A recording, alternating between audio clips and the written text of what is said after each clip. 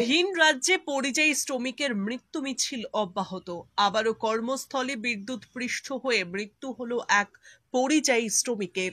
মৃত যুবকের নাম আশিক শেখ, বয়স 22 বছর, বাড়ি হরিহরপাড়া থানার ললিতপুর গ্রামে। পরিবার সূত্রে জানা গিয়েছে, প্রায় 20 দিন আগে চেন্নাইয়ে রাজমিস্ত্রির কাজে যায় আশিক। আগামী কোরবানির ঈদের আগে তার বাড়ি ফেরার কথা ছিল।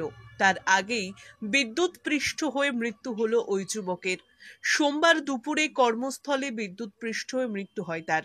মৃত্যুর খবর বাড়িতে পৌঁছতেই শোকে দিশাহারা পরিবারের লোকেরা।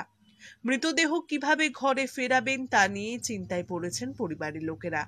বছর 3-এর এক মেয়ে রেখে চলে যাওয়া মানতে পারছেন না পরিবারের লোকজন। মুকুল মণ্ডলের রিপোর্ট, হরিহরপাড়া খবর। আমার ভেগনে তো কিছুদিন আগে চেন্নাই কাজে যায়, সেখানে কারেন্ট শর্ট খেয়ে মারা যায়। কতদিন আগে গেছিল কাজে? 20 দিন আগে। তোর নাম? আশিক শেখ। রাজমিস্ত্রি কাজে গেছিল? রাজমিস্ত্রির কাজে। কাজ কখন শুনেছেন আপনারা? আজকে 12:30টার দিকে।